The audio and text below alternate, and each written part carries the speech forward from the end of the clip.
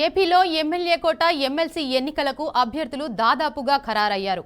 ఇప్పటికే జనసేన నుంచి నాగబాబు పేరును ఖరారు చేశారు.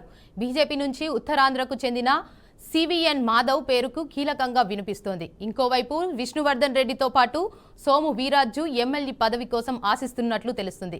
కానీ టీడీపీతో సమన్వయం చేసుకునే వారికి అవకాశం కనిపించనున్నట్లు సమాచారం. టీడీపీ నుంచి పిఠాపురం వర్మ, దేవినేని ఉమా వంటి నేతల పేర్లు వినబడుతున్నాయి. అలాగే వంగవీటి రాధాకృష్ణ పేరు ప్రముఖంగా వినిపిస్తుంది. ఇంకోవైపు బీద రవిచంద్ర యాదవ్, పైల ప్రసాద్, నజీర్, గోల్డ్ రామానాయుడు, మూర్తి యాదవ్ తదితరులు ఎమ్మెల్సీ పదవి కోసం ఆశిస్తున్నట్లు తెలుస్తుంది. ఇక ఇదే అంశంపై మరింత సమాచారాన్ని మా ప్రతినిధి కృష్ణ అందిస్తారు. కృష్ణ. Thank you Devika. మొత్తానికి చూస్తే ఏపీలో అయితే ఎమ్మెల్సీ ఎలక్షన్ కి అయితే దాదాపు అభ్యర్థులే ఖరారైందని అనుకోవచ్చు. మొత్తానికి చూస్తే ఏది ఏమైనప్పుడు కూడా జనసేన నుంచి నాగబాబు పేరు అయితే ఫిక్స్ అయిందని అనుకోవచ్చు.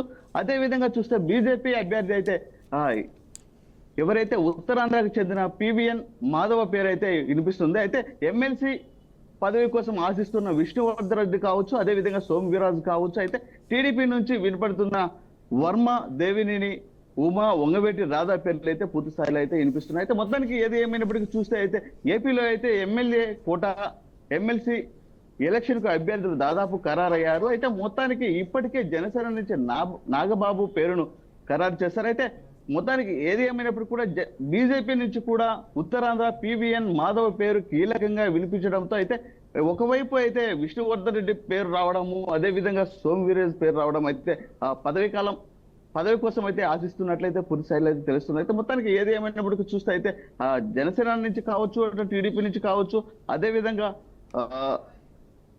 బీజేపీ నుంచి కావచ్చు, అయితే పూర్తి స్థాయిలో అయితే ఈ ముగ్గురు వీళ్ళైతే పోటీలోకి అయితే ఉన్నారని అనుకోవచ్చు. అయితే ఏది ఏమైనప్పుడు కూడా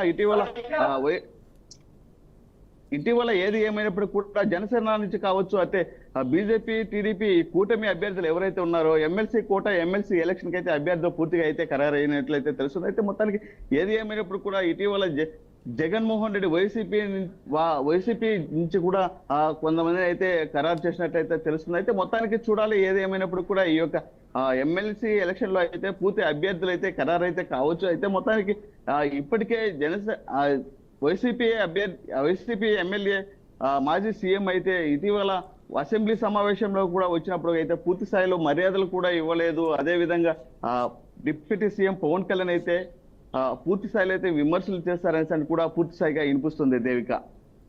రైట్, థ్యాంక్ యూ కృష్ణ.